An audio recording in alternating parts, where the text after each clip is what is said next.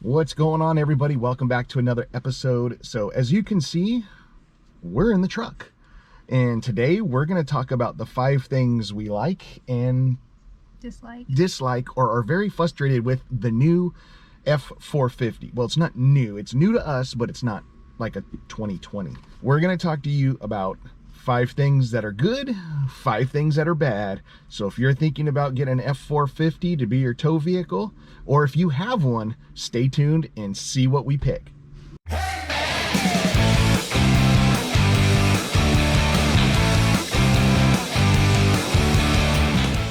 All right, so if you haven't seen our video, I will put a link somewhere up here to the reveal of us getting a new truck. We were over the tongue weight of the F250 with our Grand Design 315 RLTS. Just to let you know, there is a difference between tow weight and tongue weight. And if you're over the tongue weight and you're under the tow weight, you still might want to rethink your tow vehicle or lighten up your RV. We won't go into the whole weight stuff because personally no one cares about weight anyway, so what the heck. Let's talk about what the 5 pros are about this. And the first one, what do you got, babe? You say the seats are more comfortable. Do you think the seats are more comfortable? A little. I mean, I'm not the driver, so yeah, I'm the passenger. Yeah, I really liked the seats in the F250. They weren't bad. They actually had very, very low miles, so I was able to break in the seat of the F250. This one here, this one came with, I think, 60,000 miles or 56. 60-ish. Yeah, 58 or 60,000 miles. So there was already a broken in butt in here, and I can tell, but now that I'm molded to it and I have all the adjustments done, the lumbar, and I programmed them all, I absolutely could drive in this truck without adjusting the seats or anything. I like it. I know one thing you wanted when we originally got the F250 was the heated seats. Well, I had that in the prior vehicle. Oh, in the Armada. Yeah. And then the F250, we had something for the first that we've never had, was the air conditioning seats, which we use pretty often. You don't, in Florida. Yeah, especially in Florida, you don't feel them as much, but you do feel the coolness. And then these ones here have the massagers in the seats, so those are pretty nice. It goes up the back and then down on the legs, so it's pretty nice. So number 1, seats are more comfortable. All right, number 2. So number 2 on our good list is safer. Safer, bigger, safer. Yep. Well, I know the other safety reason, obviously being bigger, and we're a tad higher. This truck came with a leveling kit, so the front is level with the rear, which ultimately is like an 1.5-inch lift, but without lifting it, and it doesn't look lifted. It doesn't look lifted. No. So basically it's leveled. The other thing safety wise, and part of the main reason why we purchased it, is the F250 and 350 have the same front end, which are prone to the death wobble. If you don't know what the death wobble is, definitely check out some videos. The front end of the 250 and 350, they just vibrate so violently that you can't stop, steer, or brake. Very scary if you've never had it happen to you. So we definitely feel safer in this truck because it is more of a beefier front end, and when you look at them, you can definitely tell it's a beefier front end. So I have a lot more confidence when pulling and driving down a road, if it's a rough road or there's a lot of potholes or whatnot. Where is there not rough roads and potholes? Florida most of the time. Other than that, everybody else's roads, God, they suck. Definitely, what is this? Number 2 is safety. So let's go with number 4. No, 3. 3. I can count. Number 3. All right, so just to confirm, we are on number 3 here. So number 3 for me, I like it, is the extra bed length. On the F250, we had the 6-foot bed or 6.5-foot bed. This one, we have the full 8-foot bed. And the reason why I like it is because all our work stuff goes in the back of the bed.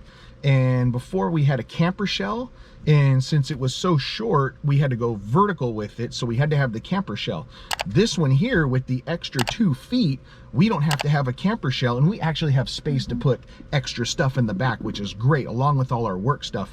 You know, we have the tonneau cover, so everything stays safe and locked up. It's not a waterproof tonneau cover. It keeps everything safe, secure, it's lockable, it's metal, but I like the 8-foot bed because things that we normally did push back a little further, and we have room more towards the tailgate. So if we put something real quick, like if we go to the beach, all our stuff just sits right at the tailgate and we don't have to stack or... Plus we can see out the window now. When we had the cap, we had the stuff stacked so high. Yeah, true. A lot of times we couldn't see out the back window. True, I forgot about that. So yeah, it is kind of nice. And even though we have the racks in the back, the racks are right at the top level of this rear window back here. So you're basically looking under the racks, but it's perfect height. So we had those custom cut because the other ones, when we first got them, they were way too high. So that was number 3. We like the extra bed, the length of the bed.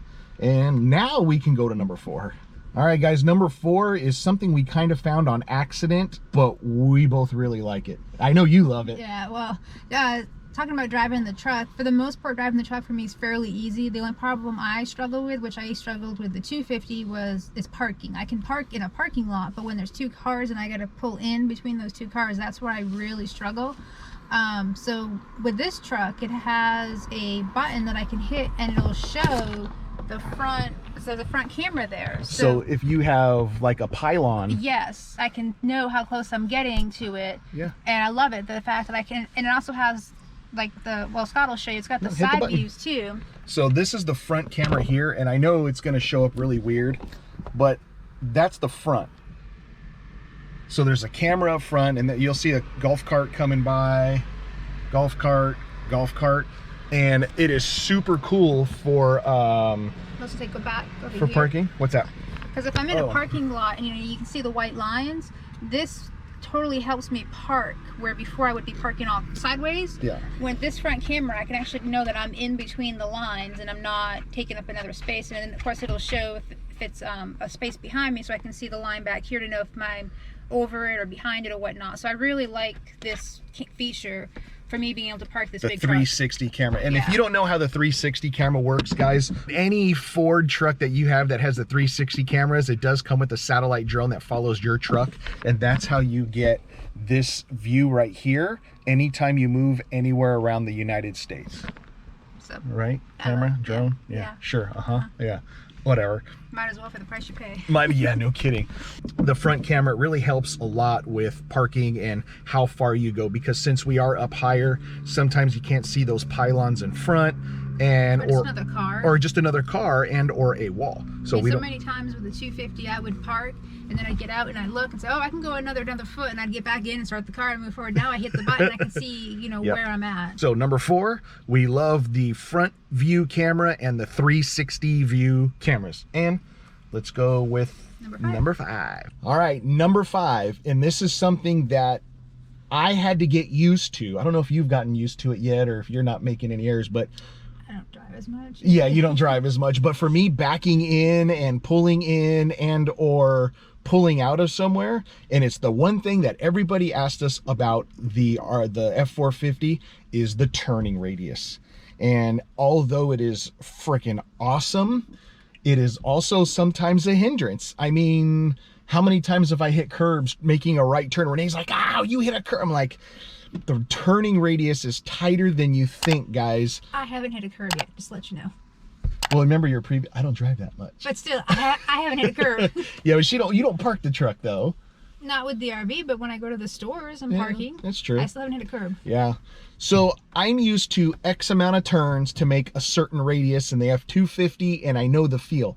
I'm starting to get it now, but man, sometimes I forget we're just that much longer, and then the width, that's my excuse and I'm sticking to it. The turning radius is nice, especially when you're cutting in or backing in the RV in a tight area now. I know that my front swing of the truck is a lot less because we have that tighter turning radius when I'm backing in. Also can be a hindrance when you're backing in is because you're turning a little tighter now, and you're getting a little bit more cockeyed in the RV, so I have to slow the turning down when I back in. But all in all, it has been more of a help than a hindrance. The hindrance is more of a apparently driver error. I haven't hit a curb. Just saying. Whatever. Whatever. We're going to the cons. So now we're going to go over some of the lows of having a big truck.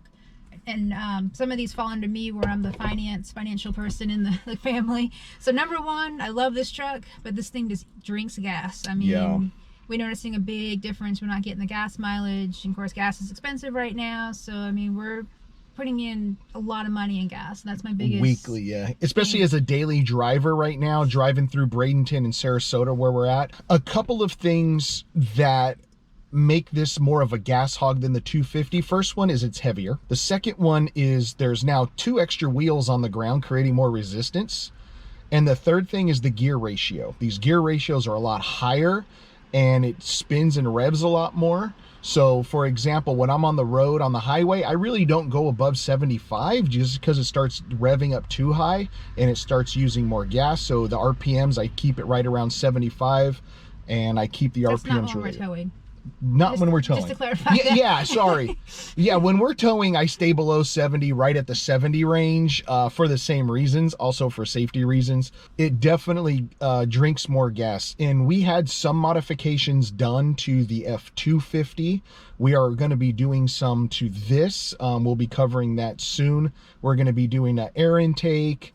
And if you ever heard of Gale Banks, who does Banks Power, he's the diesel engineer epitome, so we're going to work on that. So yes, we're going to spend money, but also it will save us money in the long term with fuel. So how much roughly do you think? I mean, let's see. We've never filled it up because I don't want to pay to fill it up. So we've tried to fill up about a half a tank, and we know in the end whether we made one stop to put gas in or made 2 to fill up the 250, in the end it's really coming out to the same cost. It's just how much more miles are we getting for our money. So we just put in 80, well, I don't know, you filled up, what did you put? $72, but again, we weren't empty, we're about halfway. I try to fill up once a week just so we keep the tank full, so we're not waiting until it's on empty and then dumping $160 or whatever it is to fill it. So I try to do the $80, $100 range to not hurt so much when I gotta pay that credit card bill that week. And we do use the TSD fleet card when we're on the road, but now that we're not pulling the RV right now, we're here for the rest of the month of December. We are finding the cheapest gas, and over by us here in Bradenton is a Marathon. It's $3.47. Well, that's right now, but we also use that's right now. Get Upside app, which helps. So absorb. Well, it doesn't. We still pay the pump price, but we get a difference back, like a rebate in a sense. Yes. And then we let it build up to about like $100 or whatever, and then we get that back. And if you've never used Get Upside, guys, it's a totally free app. It puts, X amount of cents back into select gas stations, and the app shows you what percent you get back. And I'll put a link down below to a referral code for Get Upside. And if you've never used it, guys, it doesn't matter if you have a diesel, gas, or whatever. It is just great for everyday use, even if you're not an RVer.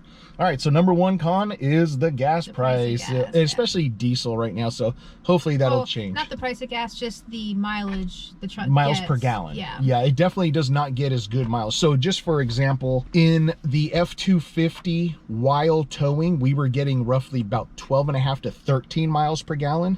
Now we're getting an average, I'm lucky to see 10.5. Again, modifications done to the F450 to make it have more power and better fuel economy. We are not doing those modifications to the extreme on this truck, but there are some things that you can do to help the gas mileage. So let's go to number 2. Yep. Number 2 of the cons of owning an F450 is... sometimes it's too big. Yeah, sometimes it's too big. Yes. Just sometimes you're in these little tiny towns, you're trying to find parking or just get through the town, you just feel too big to be. Yeah. So we were in Jupiter. Yeah. Was it Jupiter we tried to find parking when we went to eat with Bob? Oh, yes. So we were in Jupiter and we met at a taco place, and it was nice, like an outside mall, kind of, just nice shops everywhere, and they had street parking, but all the street parking was taken up.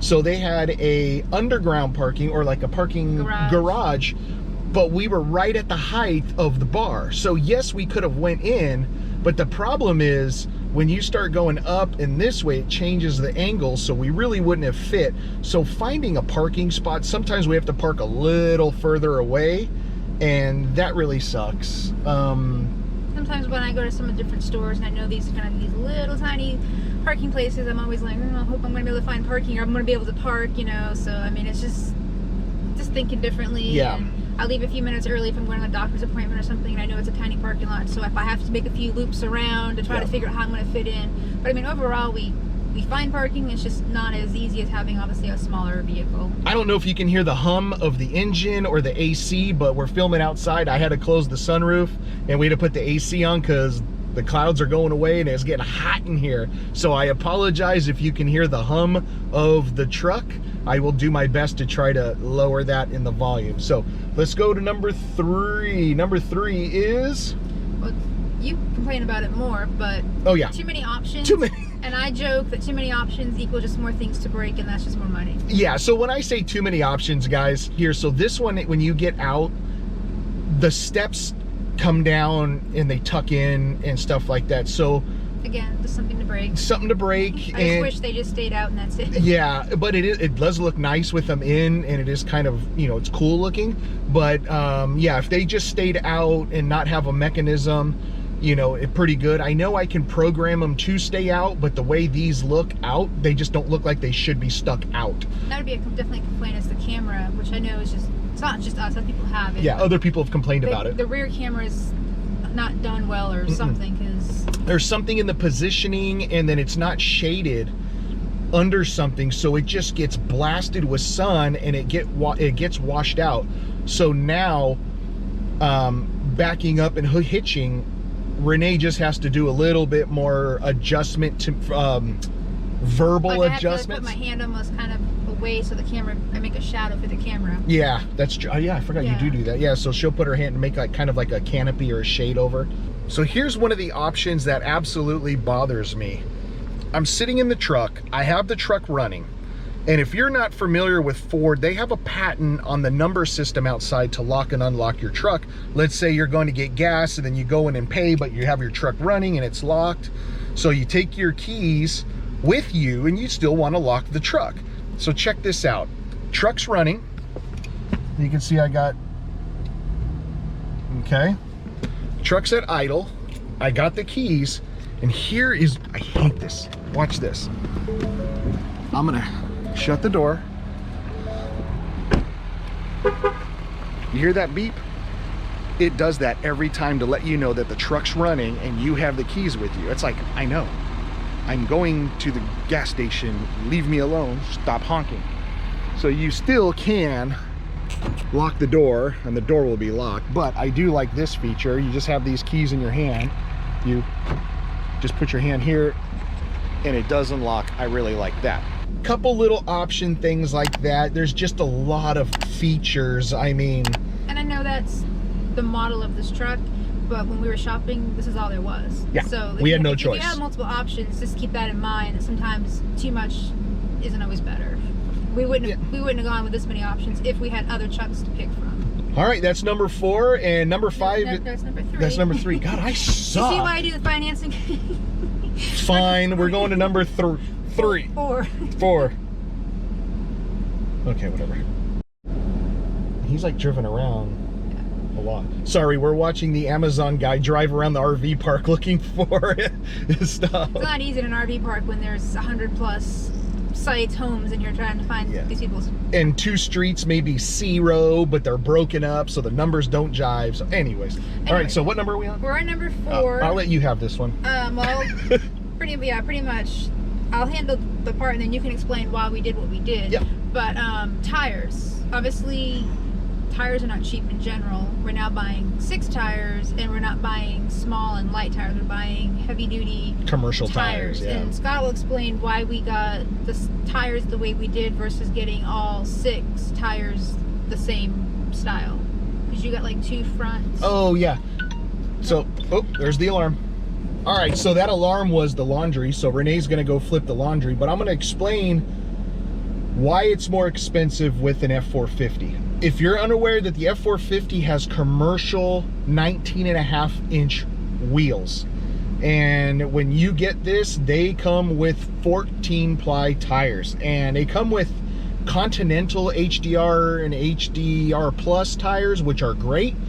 Ours were a little worn out because the previous owner, when he put the leveling kit on, he never did an alignment, so the front tires were worn. So it was just better for us to replace the tires. Just know we're starting from fresh tires, fresh alignment, fresh balance, everything. So cost of 19.5-inch 14 ply commercial tires are expensive. They're a little more expensive now with the cost of petroleum going up. Laundry flipped? Laundry slipped. All right. So we're gonna go to the final and fifth con. That's something that I don't like personally, and many Ford owners, not just F450, but many Ford owners don't like this. And I've actually looked on the forum, and mechanically, from a mechanic, they said to turn it off because it could create problems. What I am talking about is Ford's lane assist. If I'm driving and I have the lane assist on, it will kind of give me a warning that, so here's the button here, it's lane assist. So if I hit that on my dashboard, it's kind of hard to see. Two little lines came up right there above the R and the M. So basically what happens is, if I'm driving, the sensors and the cameras, if I get too close to the lane, the steering wheel starts vibrating.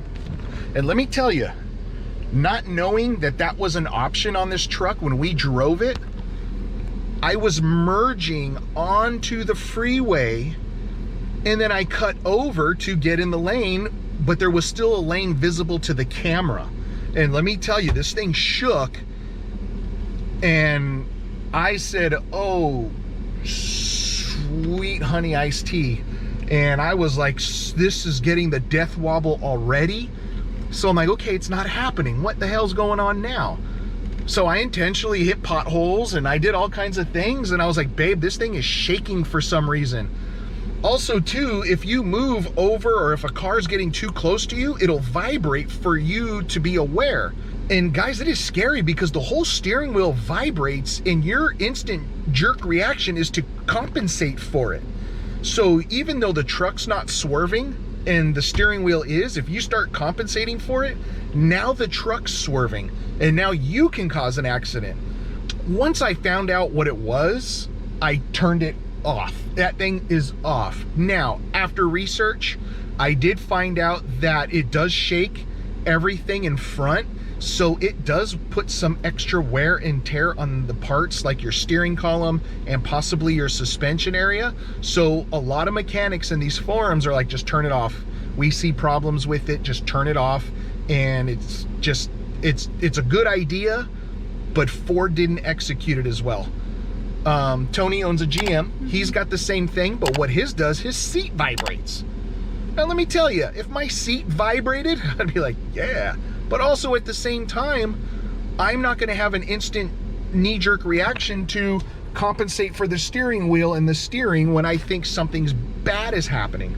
So I really, really dislike the lane assist option, and a lot of other Ford owners do as well. And it is not cool, especially when you've had near-death experience with the death wobble. And when that happens, it just brings instant like memories back in me trying to control the truck, especially as a driver. I know Renee doesn't feel it because she's over there, but it's just super. When we had the death wobble, I felt. Oh, you felt the death wobble. But I haven't felt the lane assist, which I'm glad. Because I have it off. Because I would probably have freaked out and probably crashed. Speaking of which, let me turn it off now. So yeah. And I guess as if you're looking at getting a 450, not trying to like be negative Nancy about it, but our car insurance and our registration didn't go up a whole lot. So I was surprised. I thought getting a 450 it would go up a lot more, and it really didn't. So I mean, there is, I guess, good and bad. Who's our car insurance through? Progressive? But we have a Florida. I mean, everybody's just going to be different. Yeah. So check with your state about owning one. Plus, we got it bundled with the RV, so we get a little bit of a discount. True. But it didn't go up for us much. I was expecting hundreds of dollars. Being a commercial truck. And, yeah. But it wasn't bad at all. And a lot of states, if you do get a 450, they will register you as a heavy commercial truck. So just know what you're getting into. Let's be honest, we struggled to find a fifth con. Yeah. We were sitting last night having a drink on the lake, and we were like, oh, I can't even come up with a fifth one. So they are little things, like the maintenance stuff. I mean, those are things you just got to take care of. It comes with it. I mean, we knew that. It's just, yeah. You know. There's probably more positives than negatives on this truck. Do you own an F450? What do you tow with your F450? Do you have something that we missed? I mean, let me know. Is there a con? Is there a pro that we missed? Is there something I should look at?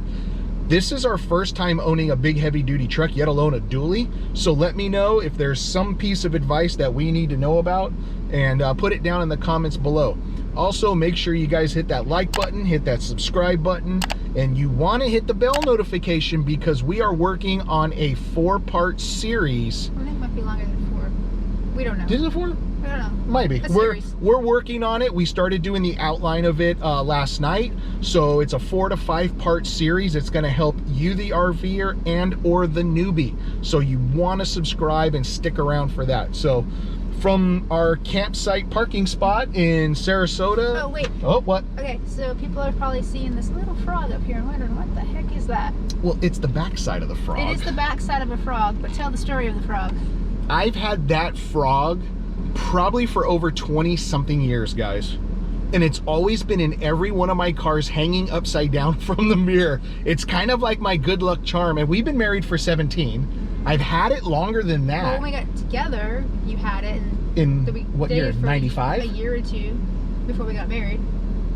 Oh yeah, so easily over 25 years. So I've probably had this thing for the majority of my lifetime for all my cars. Wow. That's an old frog. This frog's seen some miles. This frog's seen some miles, and it's been in my life even before Renee was in my life. So this poor frog has seen some things, and he's still smiling and hanging upside down there. So, all right, guys, we're out of here.